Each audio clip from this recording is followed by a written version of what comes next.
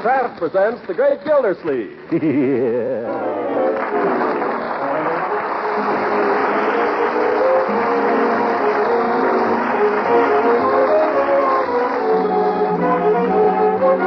Kraft Cheese Company will also bring you Bing Crosby every Thursday night. Present each week at this time Harold Perry as The Great Gildersleeve, written by John Wheaton and Sam Moore.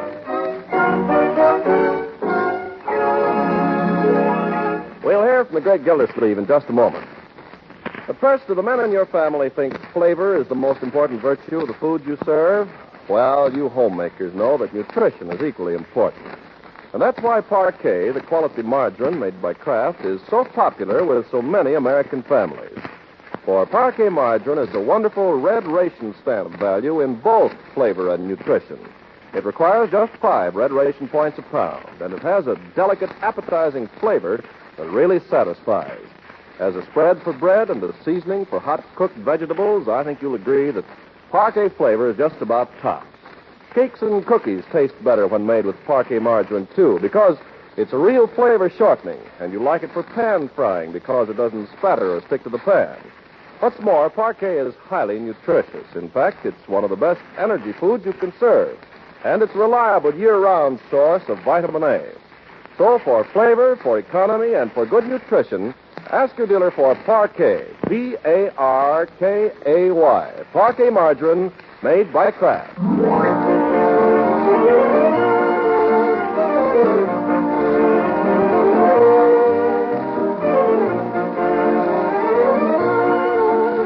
Now, on to Summerfield and the great Gildersleeve.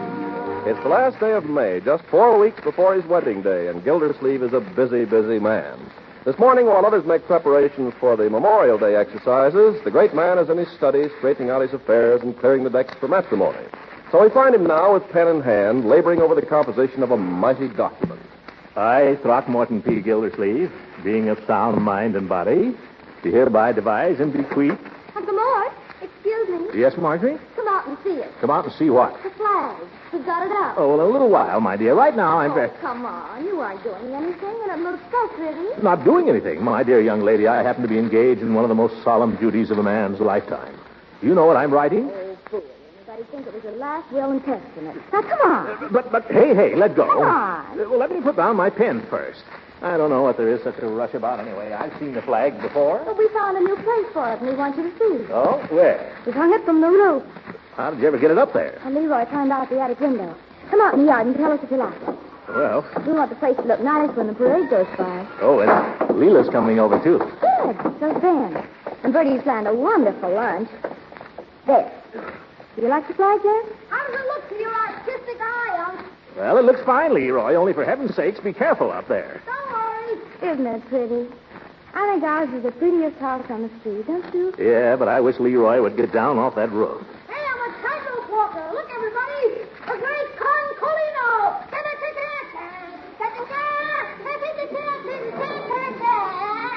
Leroy! Leroy, get off of that railing.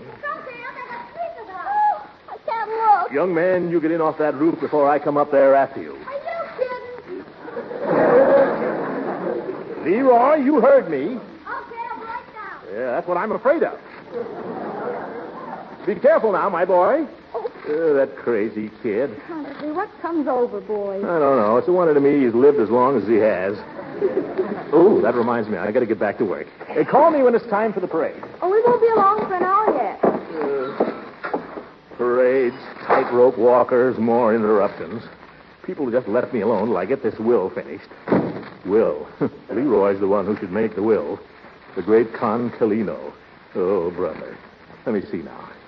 I, Throckmorton P. Gildersleeve, being of sound mind and body, do hereby devise and bequeath to my lawfully wedded wife, no, to my dearly beloved wife, my dearly beloved wife. Come in, beloved. Hi, Gildy. Yep, Hooker. What do you want? What on earth are you dressed up for, an admiral? I'm leading the parade today, Grand Marshal.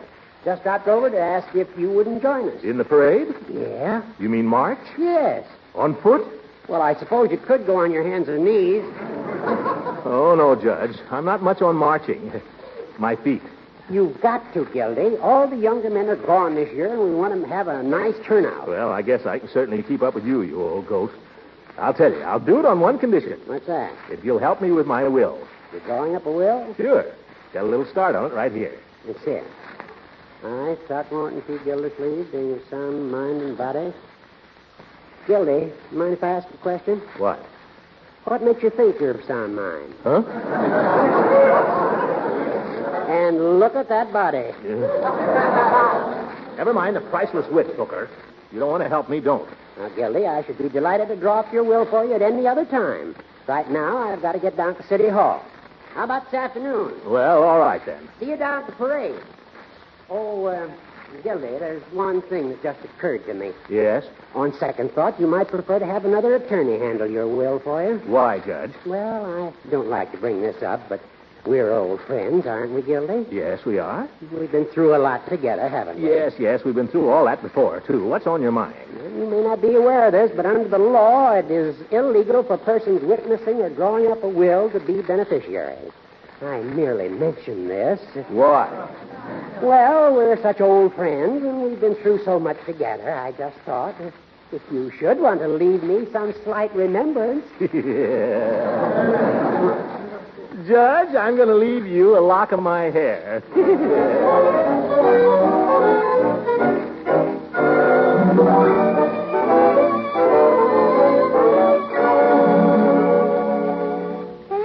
About time you were starting for the parade? Keep your shirt on, my boy. Parades never start on time. Isn't that right, Ben? I don't know, Mr. Gildersleeve. I thought we were just going to watch it go by the house here. Well, you are, but I'm going to march in it. Oh, I didn't know that. What war were you in? I was in World War I, Ben. Oh, sure. Did you get to France, Mr. Gildersleeve? I should say I did, my boy. Paris. I wonder if you'll get over there. I suppose I might. Yes. Well, if you do, I wonder if... Leroy, will you go help your sister for a minute? Help her what? She ain't doing anything. She's not doing anything. Well, that's what I said. Never mind. Go away. Go upstairs and bring down that picture of me in my uniform so I can show Ben. Okay. And tell Marjorie to hurry down here. Ben will walk out on her. Yeah, fat chance. What was I saying, Ben? Something about France, I think. Oh, yes. If you should get to Paris, my boy, I want you to go to a certain number on a certain street and ask a certain party if she remembers Monsieur Gildersleeve. Beau Yank, she used to call me. Will you look her up, Ben? Sure, Mr. Gildersleeve, only I can't speak any French to speak of. Well, when I first met her, I couldn't either. But inside of a week, comment ça va, parlez-vous français, l'amour toujours l'amour. You get the idea? Oui, oui.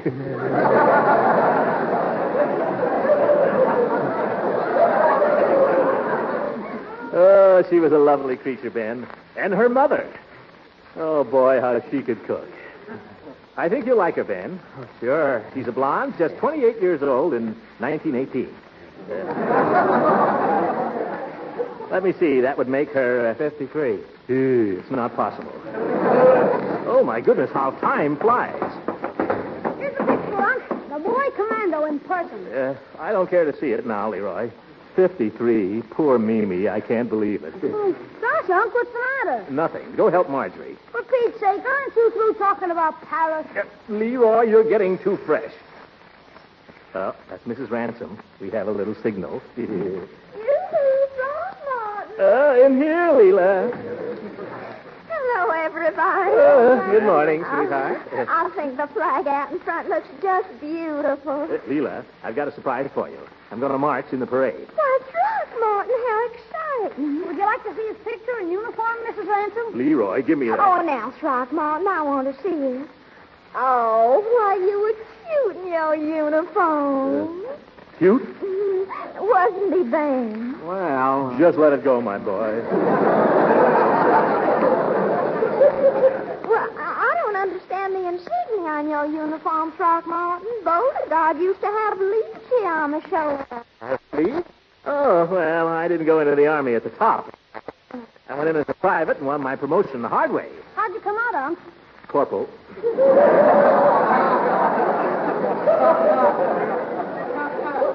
Well, I got to get started if I'm going to be in the parade. The boys are assembling behind the courthouse at 11.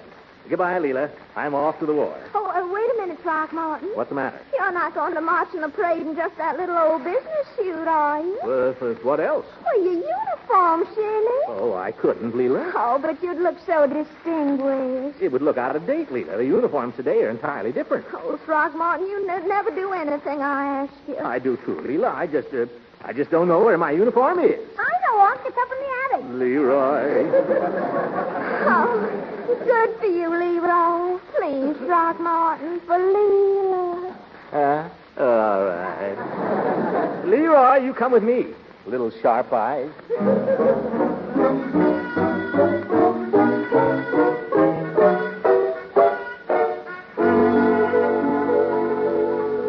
Well, which trunk is it in, Leroy? This one over here, Unc. That one? I haven't got the key to that. I guess we'll just have to let the uniform go. Don't worry, Unc. It's open. Mothballs. Come on, Leroy. Fish it out of there. I haven't got all day. Here's the pants. Gosh, they look a little small, Unc. Yeah, well, this stuff shrinks, you know. Yeah? Yeah. Besides, mothballs will shrink anything, Leroy. Well, I don't find any puttees in here. Maybe we just better let the pants go. Okay, here's the coat. Blouse, Leroy, blouse. Oh, blouse. Funny how it looks as if the mothballs cut that down, too. What did I tell you? Well, I think maybe I can get into it, though. Here, hold my coat. Okay. Probably be a little tight, but it'll sort of give a military effect. See? I got it on. Yeah. Yeah, but can you button it? Oh, of course. You ought to remember that when I was in France, I weighed several pounds less than I do today. Are you kidding? By George, it feels good to get back in the old uniform. Come on, Leroy, let's show the ladies.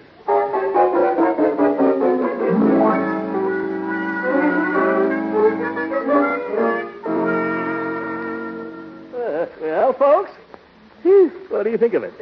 Throckmorton, what in the world happened to the trousers? They were shut off.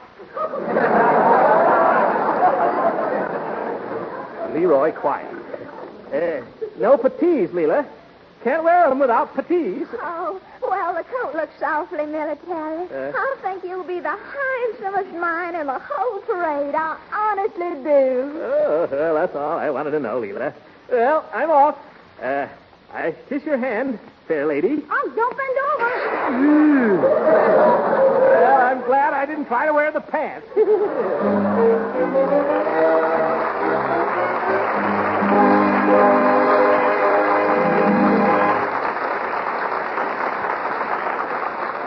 The great Gildersleeve will be with us again in a few seconds.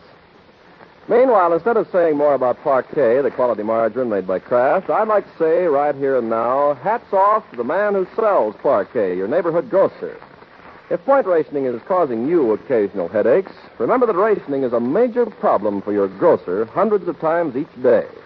In fact, he deserves real credit if his disposition isn't tattered and worn, what with getting to work so early in the morning to arrange his stocks for you and working far into the night every night to sort his stamps and plan his ordering. He has endless records and reports to fill out, too. Yes, your food dealer is an important workman on the home front, and he merits the help and the cooperation of all of us. You see, most of the foods he buys and sells are rationed to him, too. He has to budget his ration stamps in order to buy many of the things you buy from him. So why not help yourself and help him at the same time by planning family menus several days in advance and by shopping early in the week and early in the day? Your friend the grocer will appreciate it.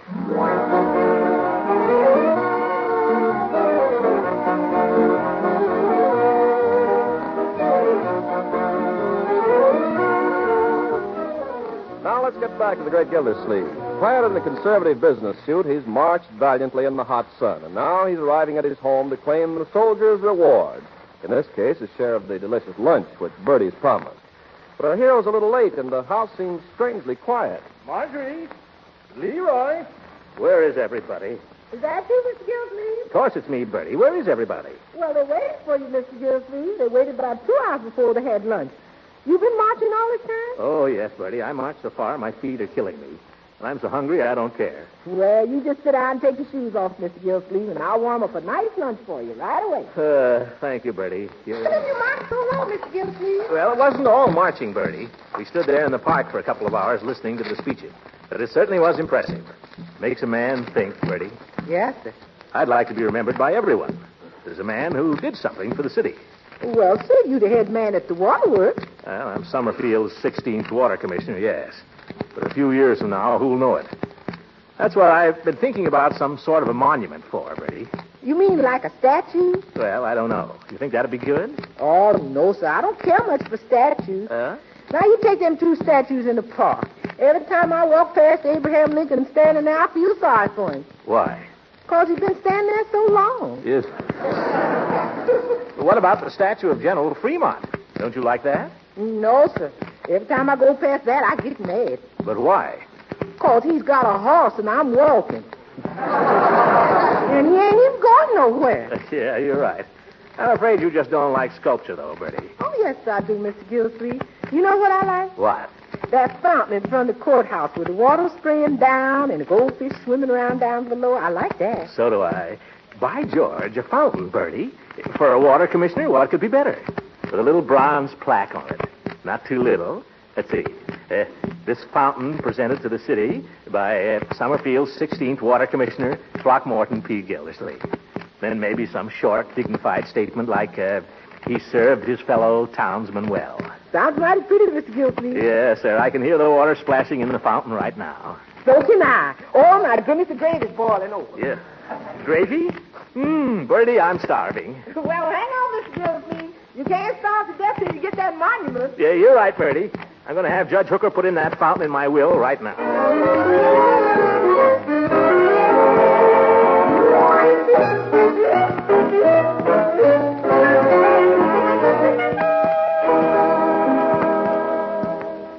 Throckmorton, let me ask you something. Why are you suddenly in such a sweat to make a will after letting it go all this time? Well, for one thing, I think it's a man's duty to make a will, for one thing. Yeah? What else? Well, Leela mentioned it once or twice. Oh. And anyhow, I think it's a man's duty. You can't tell. Things can happen. Here I am about to get married. Gildy, it strikes me that you're preparing for marriage as if you were preparing for the next world. Now, see here, Hooker. That's not true. All right. Sorry. Not true, but I shouldn't have said it. Yes. I'm sorry. If I'm to draw up this will, I'm going to require certain information. Such as what? Well, to begin with, how much money have you got? Don't you wish you knew? Well, I've got to know. What for? Gildy, if you want me to help you with your will, you've got to take me into your confidence. Well, all right, Judge. What do you want to know? I ask you, how much money have you got? None of your business. If I tell you, you'll tell everybody in town. Gildy, what passes between a lawyer and his client is strictly confidential. You know that. Come on now. How much have you got? Cash? Cash. Well, in the neighborhood of $500. In the neighborhood? Yes. Small neighborhood, isn't it?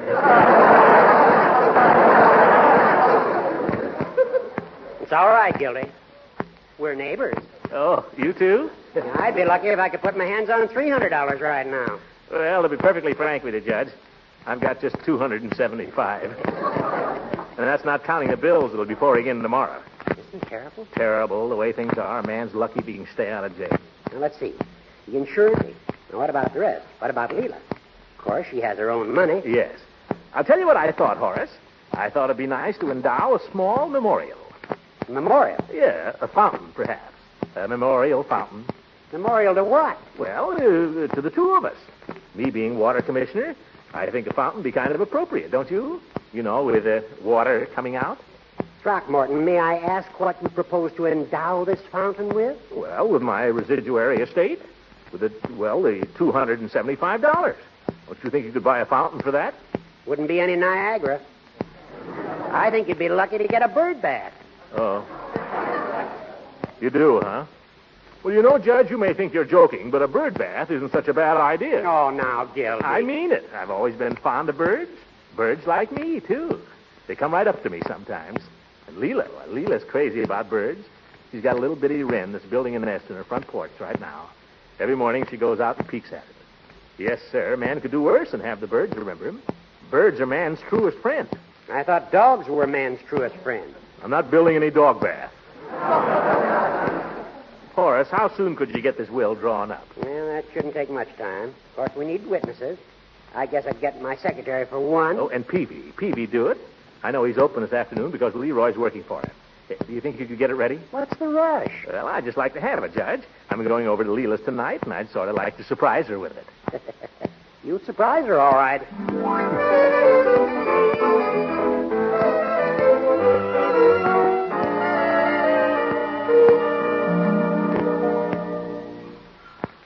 Hi, Unc. Hi, Judge. Hello, Leroy. How's the drug business? Pretty quiet. The chief is out in the prescription room, and you know what that means. What? Leroy, that's no way to talk about Mr. Peavy. I'd like to see him for a moment, please. Oh, gosh, Unc, can't I wait on you? I never get a chance to sell medicine. But with you, it wouldn't matter if I made a mistake. I disagree, my boy. Oh, just try me, Unc. I can find you anything in the store, practically. Then find Mr. Peavy. Honest, Unc, the chief doesn't like it if I bother him about something I can handle myself. Leroy, What? wake up the chief. Oh, all right. Maybe we shouldn't bother Peavy if he wants to sleep. What nonsense. Peavy sleeps 24 hours a day anyway. Oh, hello, Peavy. I hope we didn't interrupt anything important. No, I'll just take care of you, gentlemen, and then I can get right back to it. How are you, Judge? Fine, thank you, Peavy. I saw you, gentlemen, in the parade this morning. Thought you both looked very dashing. Well, glad to do our bit, Peavy. How does it happen you weren't marching? Someone told me you were an ex-soldier. Yes, sir. I was in the artillery. 49th Field Artillery, USA. Well, I'll be darned. Were you a gunner? No, I wasn't a gunner. I was in what you might call the transportation end of the artillery. Oh, what's that? I commanded a platoon of mules. You? That's hard to believe, Peavy. Why, the mule is the stubbornest animal known to man. Well, I wouldn't say that. Although a mule has a mind of his own, I'll admit. But they're hard workers. They are? Yes, they're hard workers. And they're loyal. Every mule in my platoon was just as loyal as a jackass could be. Gildersleeve, can't we get down to business here? I haven't time to listen to Peavy's military experiences. I'm sorry, Judge. I'm just going on. What can I do for you? Well, you won't make a penny on it, Peavy. We just want you to witness Mr. Gildersleeve's will, if you don't mind. Glad to, Judge. Glad to be of service.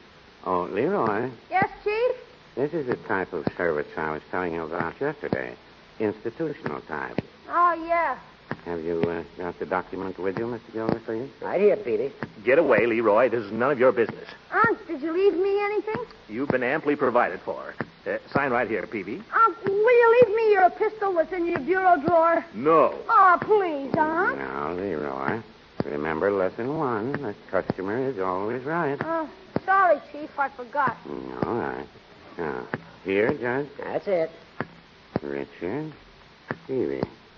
Here you are, Mr. Gildersleeve, and I hope your will gives you the same lasting satisfaction as mine has given me. Well, I hope so, too. I executed my will in 1913, naming my wife as sole beneficiary, and I've never wanted to change a syllable of it. Neither has Mrs. Peavy. Well, I can imagine. Well, much obliged, Peavy. We got to be running along now. No, I'm going to close up here myself in a minute. Leroy, you want to go along now with your uncle? Are you sure you can spare me? I think so. All right, I'll see you tomorrow. Good night, Chief. Good night, little beaver.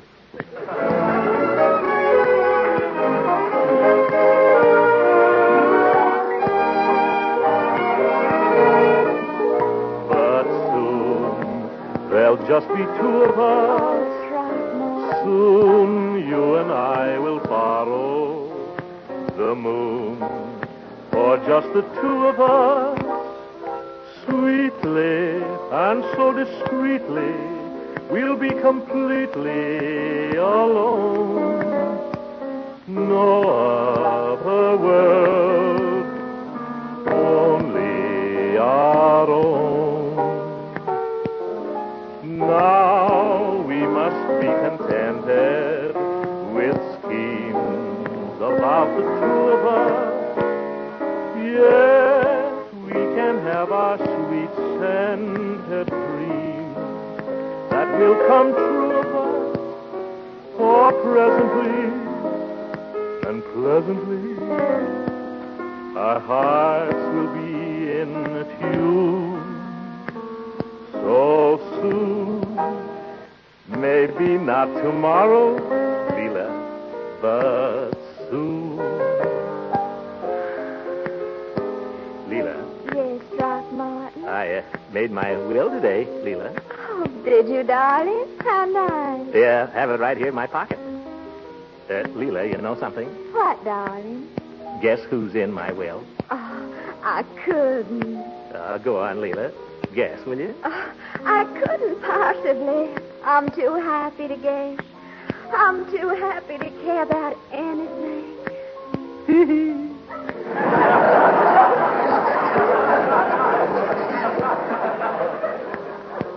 Well, then I'll tell you, darling. Yes, you tell me. You know that little bird that has a nest in your porch? You know the one that sings under your window every morning? Oh, Dickie Bird. I call him Dickie Bird. Yeah, Dickie Bird. Now, Dickie Bird has been provided for, Leela. It's all right here in the will. Oh, Throckmorton, that's just like you to remember little bird. See? It's all written out right here. Oh, darling, you have to explain it to me. I don't understand about wills and complicated things like that. Oh, well, sweetheart, in memory of both of us, I'm leaving money for a municipal bird bath. Oh, really, Throckmorton? You're the most thoughtful man. Now, did you say bird bath? Yes, dear. You're leaving your money for a bird bath? That's right, honey. All of it? Well, not all of it. All that's left after taking care of the children. You mean to stand there and tell me you've made a bird your residuary legatee? Leela, I thought you didn't know anything about wills. Well, I wasn't married to a lawyer 7 years for nothing. But, sweetheart, I thought you liked birds. I do, Throckmorton, but you're nothing but a cuckoo.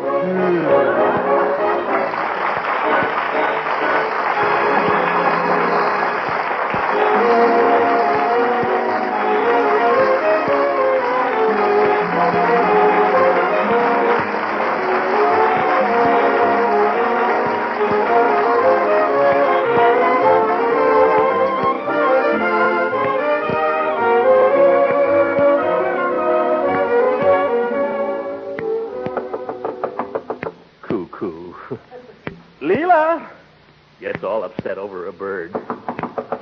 Leela, can't you take a little joke? You mean you were joking? Of course, darling. I'm not going to build any bird bath. Tell me, how would you invest the money? Well, when I'm in doubt about a financial problem, I always ask myself, what would Beauregard do? Beauregard? Well, if you asked Beauregard what I should do about this... No, but I think I know what he'd say. What? He'd say, Leela, child, you'd look lovely in a mink coat. Good night, everybody.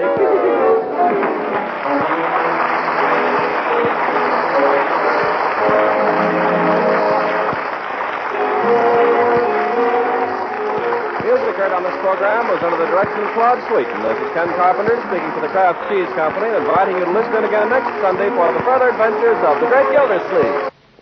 You women are looking for extender recipes these days and all kinds of ways to make the less plentiful foods go further. Well, do you know about the product called Kraft Dinner? All by itself, a package of Kraft Dinner gives you a swell macaroni and cheese main dish fast. Enough macaroni and cheese for 4 people. And for it, you put out just one single red ration point. Now, if you have a little meat or some leftover chicken or seafood, you can extend it by adding it to the Kraft Dinner macaroni and cheese. Or you can mold the hot Kraft Dinner into a ring and in the center serve your small amount of meat or what have you, creamed. Each package of Kraft Dinner holds a quick cooking macaroni and some Kraft grated to put cheese flavor through and through the fluffy macaroni in a jiffy. Get some soon so that you can cook a macaroni and cheese dish in 7 minutes or use it as an extender of less plentiful food. Remember, it's Kraft Dinner. This program has reached you from Hollywood. This is the National Broadcasting Company.